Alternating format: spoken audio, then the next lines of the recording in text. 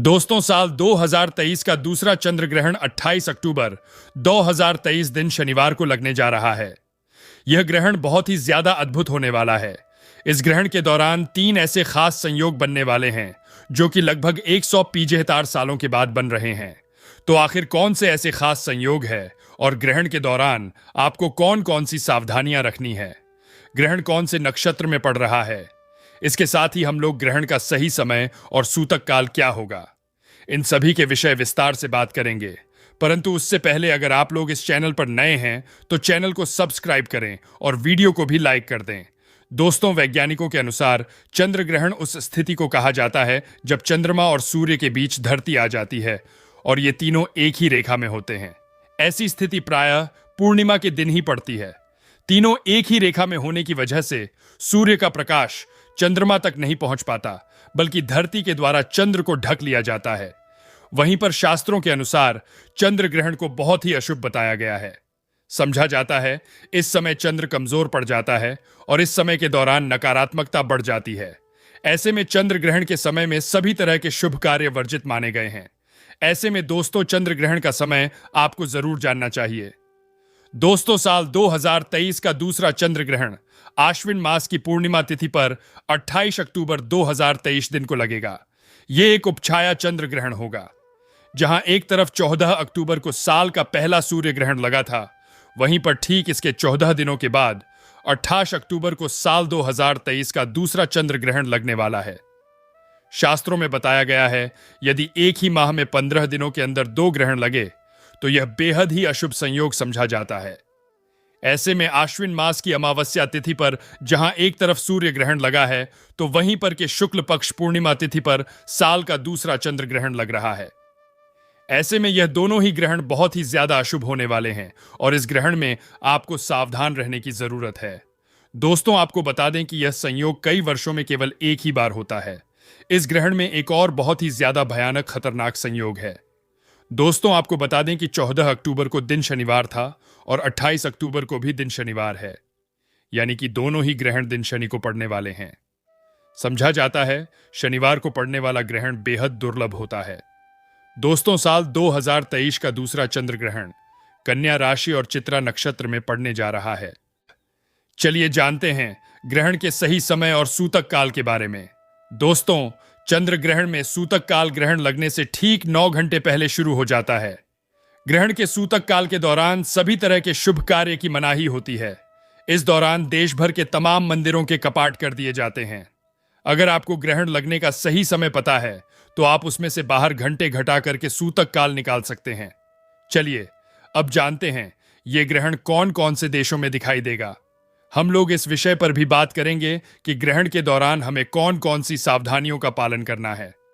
दोस्तों, ये ग्रहण पश्चिमी Africa, north America, south America, Pacific, Atlantic और टिक में दिखाई देगा। यह ग्रहण भारत में भी दिखाई देगा। तो ऐसे में हमें ग्रहण से जुड़े हुए पालन जरूर करना चाहिए। चलिए जानते हैं कौन कौन से ऐसे वह नियम हैं जो कि हमें ग्रहण के दौरान मानना चाहिए। दोस्तों, शास्त्रों के अनुसार ग्रहण के टाइम में कभी भी भोजन नहीं पकाना चाहिए और ना ही भोजन खाना चाहिए। इस दौरान पानी भी नहीं पीना चाहिए। हालांकि जो लोग बच्चे हैं, बुजुर्ग, बीमार हैं, ऐसे व्यक्तियों पर यह नियम लागू नहीं होता है। वह लोग भोजन कर सकते हैं और पानी भी पी सकते हैं। दोस्तों, चंद्र ग्रहण को कभी भी खुली आंखों से देखना चाहिए।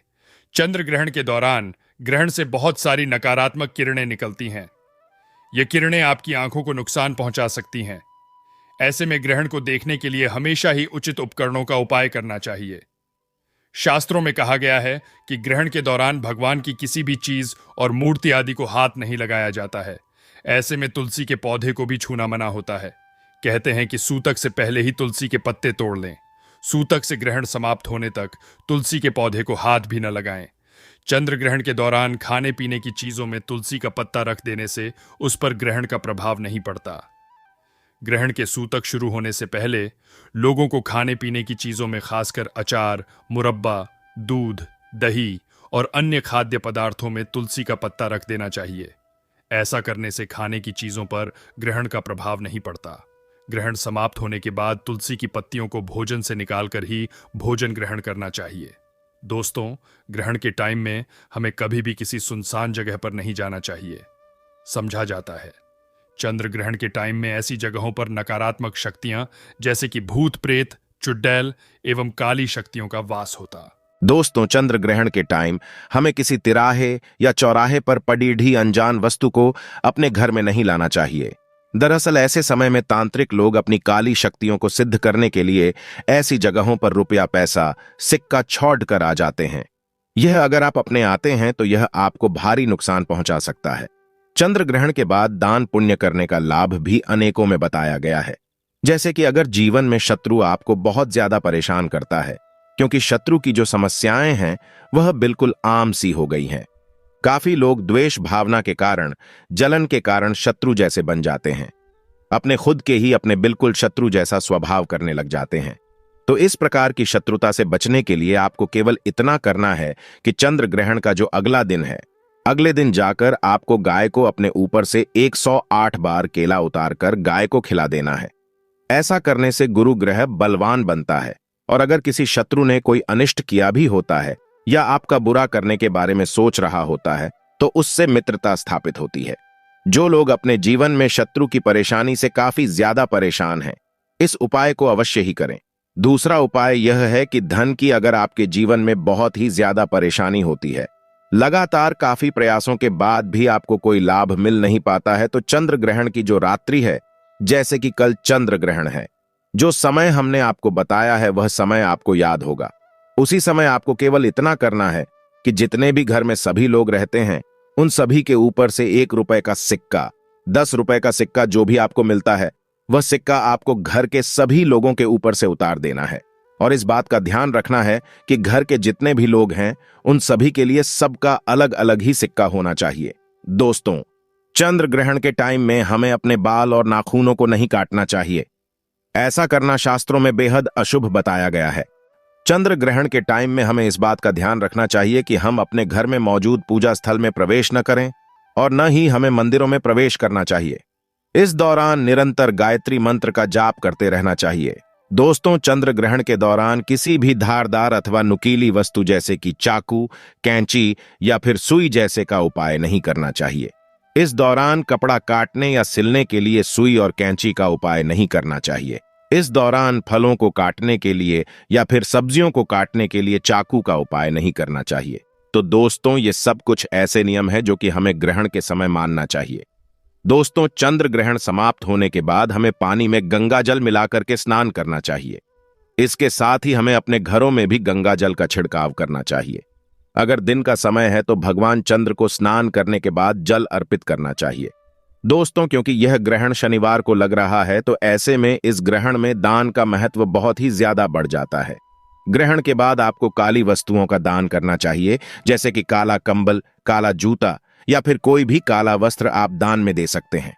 ऐसा करने से ग्रहण का दुष्प्रभाव आपके ऊपर कम होगा। दोस्तों, साल 2023 का दूसरा चंद्र ग्रहण 28 अक्टूबर को रात 11 बजे से शुरू हो जाएगा और यह ग्रहण लगभग 5 घंटे तक चलेगा। ग्रहण की समाप्ति रात 3:50 पर होगी। अगर आपकी कोई मनोकामना है तो उस मनोकामना को आपको ग्रहण के समय में लाल कागज पर अष्टगंध की स्याही से या फिर लाल चंदन के पेस्ट से अपनी मनोकामना को लाल कागज पर लिख देना है और उसके बाद इस लाल कागज को अगले दिन, यानी कि चंद्र ग्रहण जब हो जाता है तो उसके अगले दिन स्नान आदि करके इस कागज को अगर शिव मंदिर में दबा दिया जाता है तो तुरंत मनोकामना शीघ्र अतिशीघ्र पूरी हो जाती है। लेकिन आपको बता दें कि किसी व्यक्ति को अपने वश में करने के लिए, अपनी ओर आकर्षित करने के लिए, क्योंकि कुछ लोग ऐसे होते हैं कि दूसरों को अपने वश में करने के लिए, दूसरों को अपनी ओर आकर्षित करने के लिए यह भी उनकी मनोकामना होती है। तो इस प्रकार की मनोकामना आपको नहीं करनी है।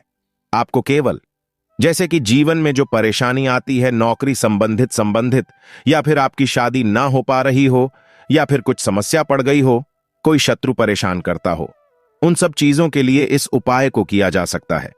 तो इस वीडियो में बड़ी ज्यादा खास जानकारी हमने आपको बताई है।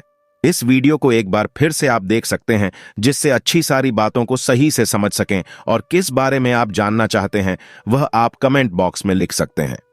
आशा करते हैं आपको हमारी जानकारी पसंद आई होगी। मिलते हैं अगले वीडियो में। ओम नमः शिवाय। हर हर